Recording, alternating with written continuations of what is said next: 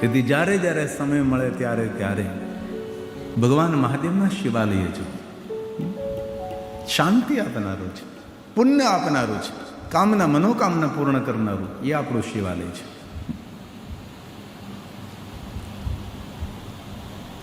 ઘરની અંદર પણ ભગવાન મહાદેવના લિંગ સ્વરૂપની પૂજા રાખે. સુંદર નાનકડું શિવલિંગ હોય, જેને આપણે ચલિત શિવલિંગ કહીએ છીએ. હાલતું ચાલતું હરતું ફરતું શિવલિંગ, જેમની સામે બેસીને ભગવાન મહાદેવની આપણે પૂજા કરી શકીએ છીએ, એને ચલિત શિવલિંગ કહેવાય છે. પ્રશ્ન એક થાય કે એક રખાય, બે રખાય, ત્રણ રખાય. મંદિરમાં જેટલી જગ્યા હોય એટલા શિવલિંગ રખાય, પણ ઓછા ભગવાન હોય તો પૂજા કરવામાં આપણને અનુકૂળતા રહે. ઘણાના મંદિરમાં બહુ ભગવાન ઝાઝા હોય, એટલા બધા ભગવાનને ભેગા કર્યા પણ એકેય ભગવાન ઉપર તેને શ્રદ્ધા ન હોય એમ. એટલે એક ભગવાનને બીજા ભગવાન ત્રીજા ભગવાન લાવ્યા જ કરે. પણ કોઈનું ભલું કરીને તો ભગવાન આપોઆપ આપણા પર કૃપા કરવા લાગે છે. ઘરનું નાનકડું દેવસ્થાન, થોડી વાર માટે બેસી ભગવાનનું ભજન કરવું છે, અને થોડાક જલ્દી ઉઠી અને ભગવાનની માળા જપ કરવો છે. અમારે જો હરે કૃષ્ણ હરે રામાવાળા દરેક ગળાની અંદર માળા તેની સાથે જ હોય, કોઈ શરમાય નહીં એ લોકો. સમેટ સંપ્રદાયમાં પણ અને ઘણી વિચારધારાઓ અંદર માળા હંમેશા તેની સાથે હોય છે. આપણને તો શરમ આવે, ભાલમાં તિલક કરતા શરમ આવે, આપણે તો માળા જાપ કરતા શરમ આવે. શા માટે ભાઈ? આપણો ઉદ્ધાર કરનારું છે. તો બ્રહ્મલોકમાં નારદજીને કહે છે, નારદજી, ભગવાન મહાદેવના નિરાકાર લિંગ સ્વરૂપની પૂજા એ પ્રધાન પૂજા છે, પ્રથમ પૂજા છે. પૃથ્વ્યામ યાની લિંગાની, આ પૃથ્વી ઉપર કેટલા ભગવાન મહાદેવના લિંગ સ્વરૂપો છે તેની ખબર મને પણ નથી. એક પણ તીર્થ એવું નથી કે તીર્થમાં ભગવાન મહાદેવ ન હોય. સભી તીર્થોમાં, દરેક તીર્થોમાં મહાદેવજી બિરાજે છે. અન્યત્ર વા સ્થળે, અન્ય સ્થળોએ પણ ભગવાન શિવ બિરાજે છે. કોઈ શિવલિંગ પ્રસિદ્ધ છે, કોઈ શિવલિંગ પ્રસિદ્ધ નથી. એવા અનેક ભગવાન મહાદેવના લિંગ સ્વરૂપો આ ધરતી પર છે. આવું બ્રહ્માજીએ નારદજીને કહ્યું છે. સર્વેશામ શિવલિંગાનામ મુને, હે મુનિ નારદ, એટલા બધા ભગવાન મહાદેવના લિંગ સ્વરૂપો છે કે જેની ગણતરી કોઈ કરી જ નથી. આવું બ્રહ્માજી બોલ્યા છે, નારદને કહે, બ્રહ્મલોકમાં બોલે છે. સર્વેષાં શિવલિંગાનાં મુને સંખ્યા ન વિદ્યતે, સંખ્યા ન વિદ્યતે, સર્વલિંગામય ભૂમિ, સર્વલિંગામયં જગત, સર્વલિંગામયં જગત. કેટલા મહાદેવના લિંગ સ્વરૂપો છે. આપણે એટલામાં કેટલા ભગવાન મહાદેવના શિવાલયો છે. દરરોજ મને સૌ કહેવા આવે કે બાપુ મારા ગામમાં શિવાલય છે, આવજો તમે.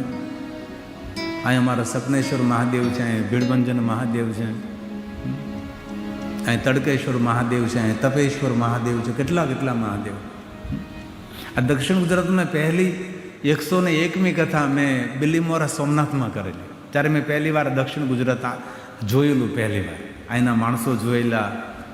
અને જ્યારે લગભગ 2000માં ને 2000ની આસપાસ, 2001માં ને 2001 પહેલાં 101મી કથા મેં સોમનાથમાં કરેલી, આપણા સોમનાથમાં. જ્યારે પહેલી વાર મેં આ સુરતનો કિનારો પાર કરેલો, પહેલી વાર જોયેલો. આ બધું અહીંના માણસો જોયેલા, અગાડી પછાડી ત્યારે સાંભળેલું, ઈફા તીફા ને આવું બધું ત્યારે સાંભળેલું. મને ઘણા કહેવાય, બાપુ તું ક્યાંનો હે? બાપુ ચાલ્યો એ કંઈ, ક્યાં જવાનો કે? આ બધું ત્યારે મને એટલું નવું લાગતું હતું. પછી આપણે અમલસાડ અંધેશ્વર મહાદેવમાં કથા કરી. અંધેશ્વર મહાદેવમાં કથા કર્યા બાદ અમારે એક ફંકાલના ડાયા બાપા હતા, શિક્ષક, પ્રોફેસર હતા. એમના ધર્મપત્ની પણ શિક્ષક હતા.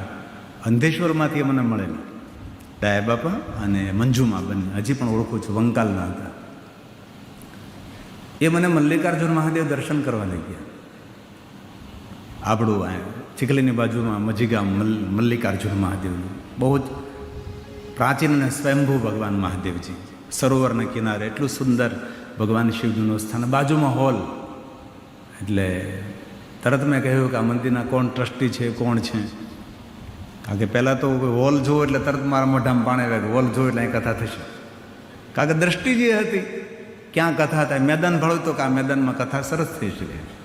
કારણ કે જે ક્ષેત્રમાં તમારે આગળ વધવું છે એ સંપૂર્ણ એ દ્રષ્ટિ તમારી હોવી જોઈએ. અને પછી 1 વર્ષ પછી ડાયા બાપા અને મંજુમાના માધ્યમથી અને મલ્લિકાર્જુન મહાદેવ ટ્રસ્ટ માધ્યમથી મલ્લિકાર્જુન મહાદેવના સાનિધ્યમાં શ્રાદ્ધ પક્ષમાં કથા કરી. બધા પિતૃઓને ભેગા કર્યા, એટલા પિતૃઓના ફોટા બારીએ ગોઠવ્યા, બધા અલગ અલગ જજમાનોના 500 રૂપિયા રાખ્યા બધાને. મેં ટ્રસ્ટ મંડળે 500 રૂપિયા રાખ્યા અને બધા એના પિતૃઓના ફોટા ભર્યા. 500 રૂપિયામાં પિતૃની ગતિ, પિતૃ સદગતિને પ્રાપ્ત થાય 500 રૂપિયામાં. એમ કરીને બધું ભેગું કર્યું અને એમાં એમ કથા ચાલતી થઈને પવન આવ્યો બારીમાંથી, બધા પિતૃઓ ઈચ્છા પીડ્યા.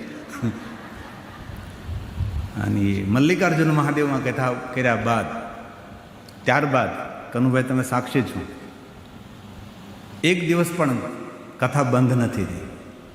નિરંતર હું કથા કરતો હતો, નિરંતર કથા કરતો હતો. આજે મલ્લિકાર્જુન મહાદેવ કથા પૂર્ણ કરીને કાલે જ વંકાલમાં કથા શરૂ કરી લેવા. સાહેબ બાપાને કહ્યું કે તમારું ગામ તો કે વંકાલ. મેં કીધું આપણે આ કથા પૂરી થઈ ને એટલે આપણે ત્યાં. ત્યારે તો માયક ને સાઉન્ડ ને રેકોર્ડિંગ આવું કાંઈ નહીં. અમે 4 સંગીતકારો હતા. બાપ બાપુ હતા ને, બાપ બાપુ વાયલનમાં હતા, કનુભાઈ અમારે ગાવામાં હતા, અને તબલામાં રમેશ દળી, રમેશ ઘનશ્યામભાઈ નો તમે હતા, રમેશભાઈ, રમેશ ગીરી હતા, અને મંજીરામાં આપણા મામા રમેશ મામા, અમે 4 હતા. એમ કરતાં કરતાં આજે જયેશભાઈ કલવાડામાં પહોંચી ગયો. વર્ષો વીતી ગયા.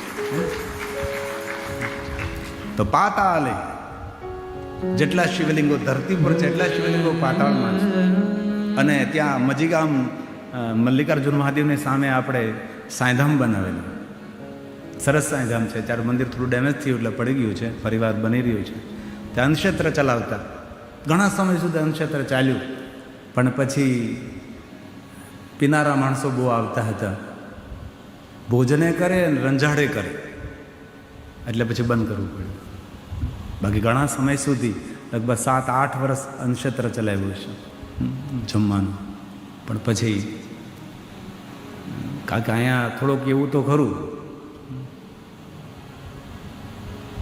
અને અમુક ગામના તમે નામ આપો ને, અમુક ગામના નામ આ વિસ્તારના, 4 પછી ચા નહીં, 6 પછી પાણી નહીં, બોલો. એ ગામમાં મેં રાતની કથાઓ કરી છે અને એ બધાને હું ઓળખું છું. અને આ માહોલ 1 દિવસનો નથી, આ માહોલ 25 વર્ષની મહેનતનું ફળ છે. 25 વર્ષ લગાતાર આપણે કથા કરી ત્યારે આ માહોલ બને. હે ને? પાતાલે પાતાલે ચાપી વર્તન્તે, જેટલા શિવલિંગો ધરતી પર એટલા જ પાતાળમાં છે, જેટલા પાતાળમાં છે તેટલા જ સ્વર્ગે ચાપી તથા ભુવિ સર્વત્ર પૂજ્યતે શંભુ સદેવા સુરમાનુષે સદેવા સુરમાનુષે. ભગવાન મહાદેવનું લિંગ સ્વરૂપ એ આકાશનું પ્રતીક છે. કોઈ તમને ક્યારે પૂછે કે આ શિવલિંગ એટલે શું, તો કે શિવલિંગ એટલે આકાશનું સ્વરૂપ. આકાશ કેવું લાગે છે? લિંગ સ્વરૂપ છે ને. આકાશ કોને લાંબુ પહોળું ટૂંકું ન લાગે. આકાશ હંમેશા એક જ સરખો સૌને દેખાય. અને કોઈ પણ દેશમાં જો તમે આકાશના કેન્દ્રમાં જુઓ છો, અહીં તમે મંડપમાં બેઠો છો, તમે આ ખૂણા પર બેઠો છો, પહેલા ખૂણા પર બેઠા છો, આ ડૂમ છે તેની અંદર તમે એક બીજા ખૂણા પર અહીંયા આગળ બેઠા, પણ આ ભગવાનનો એટલો મોટો આ ડૂમ છે ને કે અમે બધે કેન્દ્રમાં જ બેસી. કોઈને પણ અનુભૂતિ એવી નથી કે હું કોઈ આ જે આકાશ છે તેના ખૂણામાં બેઠો છું. એક જ સરખું છે. ભગવાન સૌને પોતાના કેન્દ્રમાં રાખે છે. તેથી આકાશના પ્રતીક સ્વરૂપે આપણે શિવલિંગની પૂજા કરીએ છીએ. અને માતા પૃથ્વીના પ્રતીક સ્વરૂપે આપણે પીઠની પૂજા કરીએ છીએ. માં ધરતી આપણને ધારણ કરે છે, આકાશ આપણા પર અનુગ્રહ કરે છે. આકાશ આપણા પર અનુગ્રહ કરવાનું છોડી દે તો માણસ જીવિત ન રહી શકે.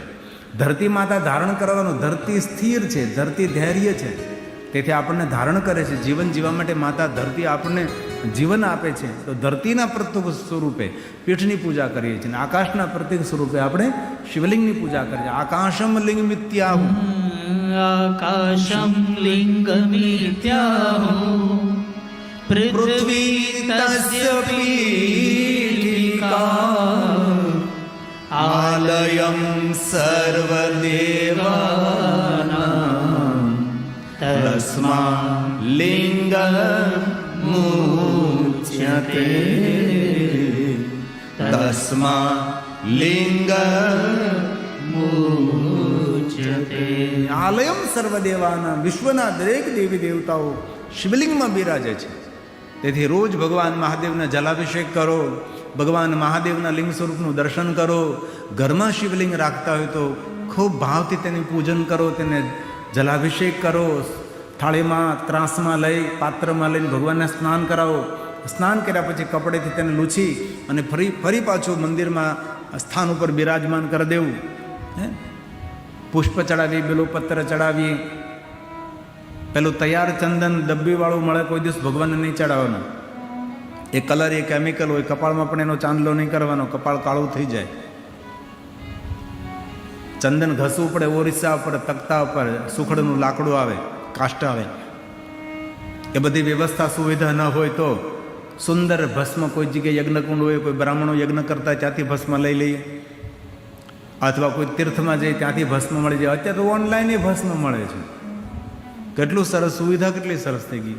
ને ભસ્મની બિંદી ભગવાનને કરીએ, ભસ્મની બિંદી આપણે કરીએ, ભગવાનનું દર્શન કરીએ. આપણે એક શિવલિંગની ઉપાસના કરવાથી વિશ્વના દરેક દેવી દેવતાની ઉપાસના કરવાનું ફળ મળે છે. કારણ કે જે કાંઈ છે એ બધું આકાશમાં જ છે ને. દરેક તીર્થો આકાશમાં છે, દરેક ગ્રહો, નક્ષત્ર, આપણા પિતૃઓ, આપણા વિશ્વના દેવતાઓ, દેવી દેવતાઓ સૌ આકાશથી બહાર કહે છે ને આકાશ અનંત છે. તેથી આકાશના પ્રતીક સ્વરૂપે ભગવાન આપણે મહાદેવના લિંગ સ્વરૂપની પૂજા કરે છે. ધરતી મારી માતા, પિતા આસમા. મારા સુંદર એક સુંદર ભજન ઘણા સમયથી ગાયું નથી.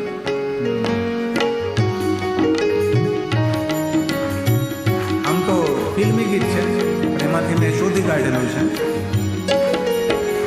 ધરતી મેરી માતા પિતા આસમાન, ધરતી મેરી માતા પિતા આસમાન, મુझको तो अपना सा लागे सारा जहां.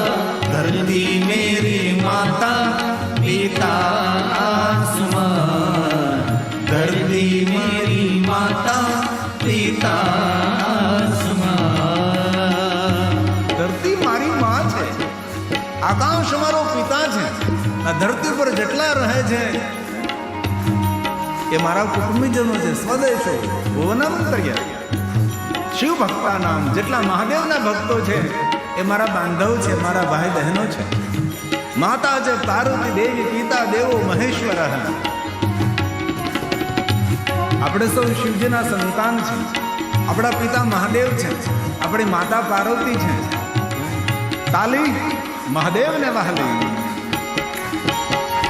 ऊंचे ऊंचे पर्वतों की बादलों से हो, नदियां बहे सारे बंधनों को तोड़.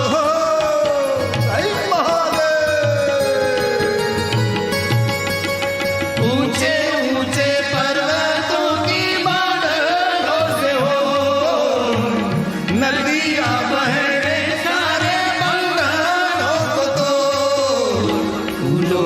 हंसी में बसी है मेरी जान, फूलों की हंसी में बसी है मेरी जान. सुनिए जरा. मुझको तो अपना सा लागे सारा जहां. धरती मेरी माता पिता आसमान, धरती मेरी माता પિતા આસમાન, मुझको तो अपना सा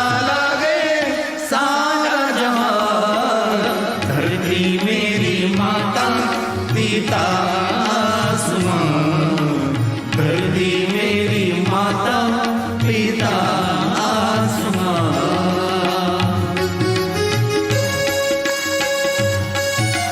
હે મહાદેવ, સૌ પ્રત્યે પોતાનો ભાવ રાખો, આપણાપણું રાખો. એટલે તને કહી ગયું હોય તો મને કહી ગયું, તારા મનમાં જે ભાવ છે ને એ જ મારા મનમાં ભાવ પ્રગટ થાય છે. જીવનમાં સફળ થવા માટે સૌના પ્રત્યે અહોભાવ, પ્રસન્નતા ભરેલો ભાવ, લાગણીથી ભરેલો ભાવ, ભાવ ભાવાકરણ શિવમ. તમારી સાથે નાના મોટા માણસો કામ કરતા એના પ્રત્યે પણ ભાવ રાખો. તમારી કંપનીમાં, તમારી ફેક્ટરીમાં, તમારા ખેતરમાં કામ કરે ને એને પગાર પણ આપો અને તેને આદર પણ આપો. આદર અને આદર્શ વગરનું જીવન તો જીવવું નકામું. હે, આપણા સ્વરૂપો છે, આપણા અંશ રહેલા છે. અમારી જયશિવની કંપની છે, કેટલા બધા માણસોને સાથે રાખે છે. આ બધાની રોજીરોટી ચાલે છે.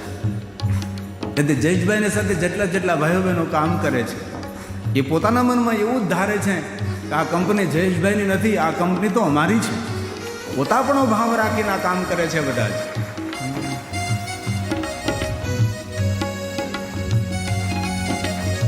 અને બહુ હૃદયથી વાત યાદ આવી ગઈ એટલે કહી દઉં છું.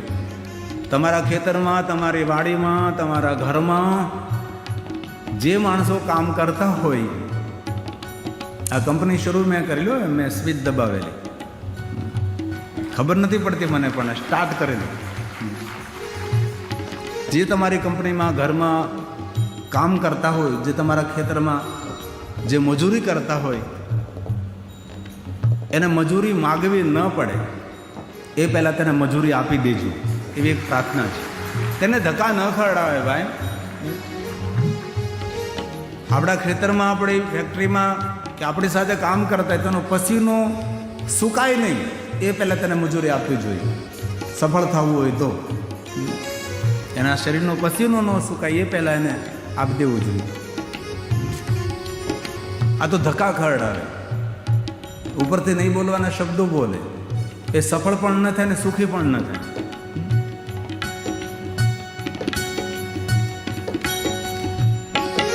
हो यूं तो मेरी अखियों ने देखे कई रंग, मन को न बांधा मैंने किसके भी संग। સ્વાગત સૌનું, સંગ્રહ કોઈનો નહીં. સ્વાગત સૌનું, સંગ્રહ કોઈનો નહીં. કેવું જીવન દર્પણ જેવું. અરીસાની સામે હું ઉભા રહ્યો ત્યારે અરીસો તમને એમ કે હા કેટલો સુંદર તો રૂપાળો છે, તારા જેવો રૂપાળો આ દુનિયામાં કોઈ નથી. માથા પર વાળ ન હોય, મોઢામાં દાંત ન હોય તો અરીસો એમ જ કે વાહ કેટલો સુંદર તો દેખાય છે. દર્પણ પાસેથી શીખવા જેવું છે. સ્વાગત સૌનું કરો, સંગ્રહ કોઈનો નહીં. અને દરેક આપણા જીવનમાં અનુભવ છે. કઈક રંગ જોયા હોય માણસોને. દુનિયા છે હવે રંગ રંગબીની. સુંદર પંક્તિ છે, ધ્યાન દીજીએ શબ્દો પર.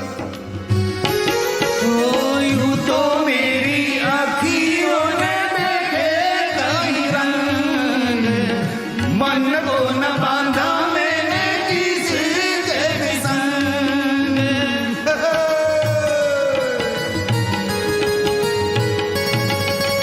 यूं तो मेरी अखियों ने देखे कई रंग, मन को न बांधा मैंने किसके भी संग।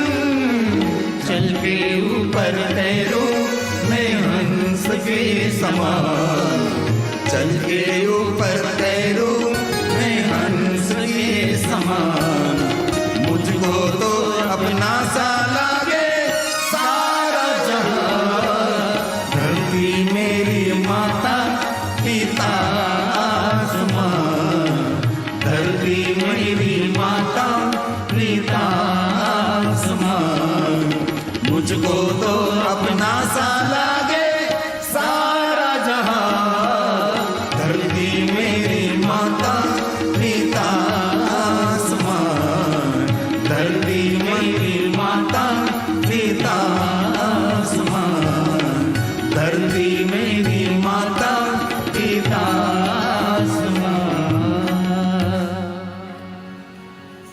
જેટલા શિવલિંગો ધરતી પર છે એટલા પાતાળમાં છે, જેટલા પાતાળમાં એટલા સ્વર્ગમાં છે.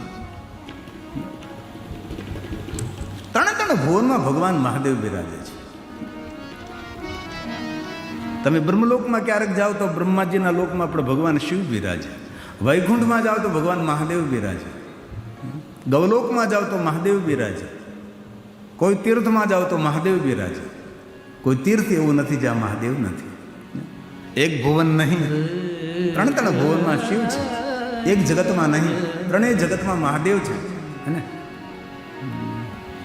ભગવાન બોલે છે ત્રિજગત શંભુના વ્યાપ્તમ સદેવ સુરમાનુષમ અનુગ્રહાય લોકાનાં લિંગન રૂપેણ સત લિંગન રૂપેણ સત. જ્યાં જ્યાં ભગવાન શિવ પ્રગટ થયા છે ત્યાં ત્યાં ભગવાન મહાદેવજી લિંગ રૂપે પ્રગટ રહ્યા છે. બ્રહ્માએ મહાદેવને પ્રગટ કર્યા તો બ્રહ્મેશ્વર રૂપે રહ્યા. વિષ્ણુ ભગવાને મહાદેવને પ્રગટ કર્યા તો હરીશ્વર મહાદેવ લિંગ સ્વરૂપે પ્રગટ રહ્યા. વરુણ દેવતાએ ભગવાનને પ્રગટ કર્યા તો વરુણેશ્વર મહાદેવ. કુબેરે પ્રસન્ન કર્યા તો કુબેરેશ્વર મહાદેવ.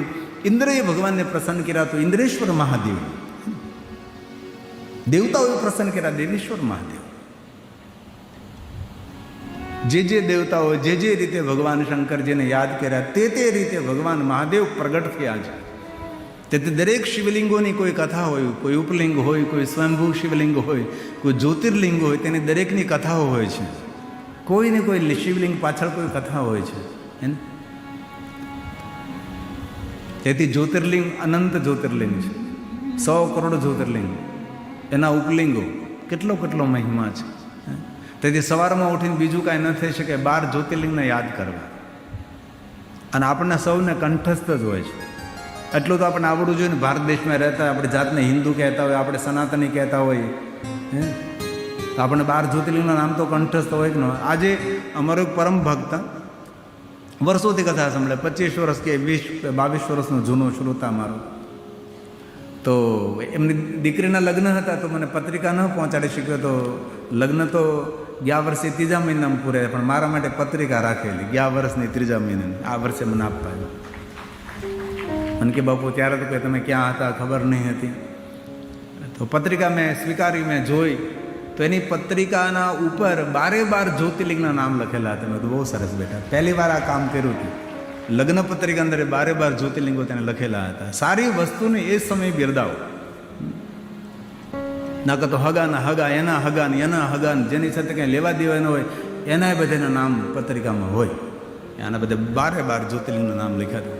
આવો માણસ આવ્યો છે ભાઈ કથામાં. આ સવારે મને પત્રિકા કે છે મંડપમાં બેઠો છે, દૂર ગામડેથી આવ્યા હતા ભાઈ. આ મને દેખાય નહીં એટલે પછી એવું નિયમ જ થાય. કાકા લાઈટો સામે પડે ને એટલે પૂરો ખબર ના પડે. તો જેને મુખપાઠ હોય 12 જ્યોતિર્લિંગ બોલશે, અને જેને કંઠસ્થ નહીં હોય એ વોટ ફફડાવશે. ખોટું એમ લિપ મોમેન્ટ કરશે. કાંઈક તો કરવું પડે ને આપણે. પહેલું જ્યોતિર્લિંગ શાબાશ. સૌરાષ્ટ્રે સોમનાથમ જો સાથે રહેવાનું, જુદા નહીં પડવાનું. આપણે સાથે રહેવાનું. મને ખબર છે તમને આવડે છે, ભાગવા લાગે એટલે એવું નહીં કરવાનું. સુરમાં તાલમાં સાથે રહેવાનું. બધાએ संग गाएंगे हम. ये हवा गा रही है, आसमां गा रहा है. સુંદર ગીત છે પણ અત્યારે પંક્તિ યાદ નહીં આવે. ये हवा गा रही है, आसमां गा रहा है. યાદ છે?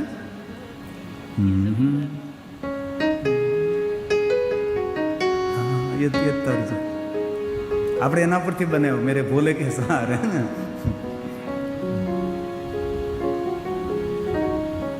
હવે બીજી વાર આવું ને ત્યારે હું કંઠસ્થ કરીને આવીશ. બીજી વાર આવવાનું તો પાકો જો દેશભાઈ, આવતો જ રહેવાનું. નથી કહેતા મહેમાન આવતા जाता રહેજો હોય કે આવતા જતા રહેજો.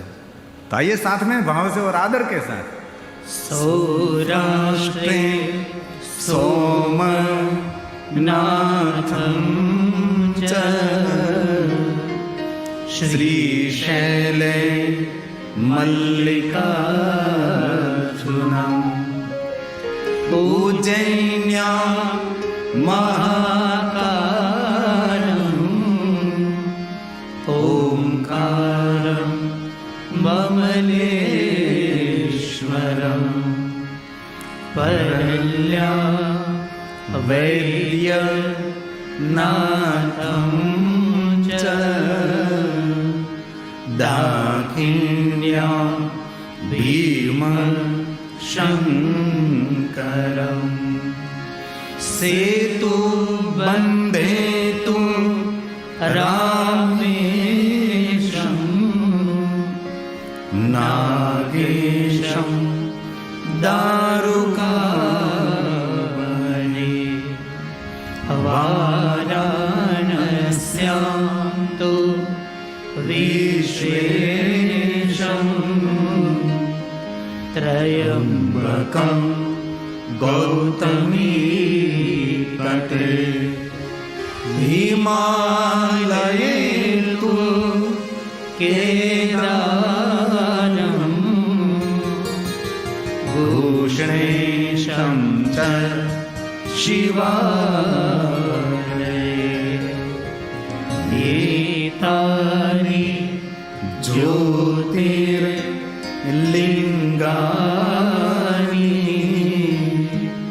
सायं प्रातः पठेम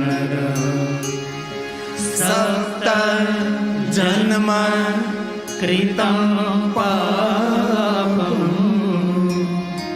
स्मरणेन विनश्यति स्मरणेन विनश्यति. જે કોઈ મનુષ્ય 12 જ્યોતિર્લિંગોને યાદ કરે છે 7 જન્મોના પાપમાંથી માણસ છૂટે છે. કેટલી સરસ વાત તમે જો તો ખરા. એટલે સવારમાં મધ્યાહને સાંજે સોતે સમય કભી આપણા બાળકોને પણ શીખાવીએ. અત્યારે તો ભણીને ગણીને માતાઓ કેટલી સાવધાન થઈ છે, પોતાના બાળકોને કેટલું કેટલું શીખવાડે છે. અમારા જામનગરમાં અમારા પરમ શિવભક્ત મધુભાઈ ભાવનાબેન, એમનો દીકરો પાર્થિક ને પાર્થિકની ધર્મપત્ની દિશાબેન, 5 વર્ષનો અમારો મંત્ર તાંડવ સ્તોત્રથી થઈને બધા શિવજીના સ્તોત્ર મુખપાઠ બોલી શકે ને વર્લ્ડ રેકોર્ડ એ માણસે પ્રમાણપત્ર 5 વર્ષની ઉંમરમાં તમે વિચાર કરો.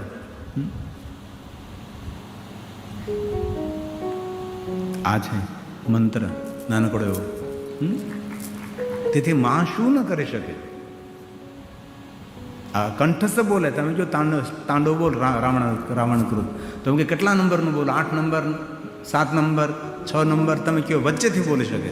આ પાર્થેશ્વર મહાદેવની પૂજા કરે છે અને મારા જેવા કપડાં પહેરે ઘરે હોય ત્યારે. આ મંત્ર છે અમારે, એનું ઘર છે પોતાનું.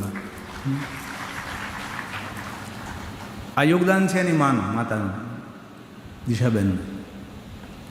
આ મંત્ર જ્યારે પેટમાં હતો 9 મહિના સુધી ઓરડામાંથી બહાર ન નીકળે. 18 પુરાણ 9 મહિનામાં તેને વાંચન કર્યું. નહીં મોબાઈલ, નહીં ટીવી, બધા સ્તોત્રનો પાઠ કરતી, રોજ પાર્થેશ્વર મહાદેવનું પૂજન કરતી. અને ગાયત્રી પરિવારની બહેનો ગર્ભ સંસ્કાર માટે તેને માર્ગદર્શન કરતી હતી, ગર્ભ સંસ્કાર માટે. અને ગર્ભ સંસ્કારની એક બુક આવે, ગાયત્રી પરિવારમાં પણ મળે છે કે 9 મહિના માના પેટમાં જ્યારે બાળક હોય ત્યારે માતાએ શું ખાવું, શું નહીં ખાવું, કેવા વાણી વર્તનમાં રહેવું, કેવા વાતાવરણમાં રહેવું, તેનું આખું મોટું વિજ્ઞાન છે. હમણાં હું તમને કહું, કેટલીક આપણા ભારત દેશની ગૌરવની વાત છે. 19 વર્ષનો બ્રાહ્મણનો યુવક 25 લાખ મંત્રો કંઠસ્થ બોલ્યા હતા કાશીની અંદર. આપણા દેશના વડાપ્રધાને તેને ખૂબ ખૂબ ધન્યતા આપી અને પ્રણામ કર્યા. અને 200 વર્ષ પછી આવું એક બાળક આ ધરતી પર જન્મ્યું, અને એ બ્રાહ્મણ પરિવારની અંદર.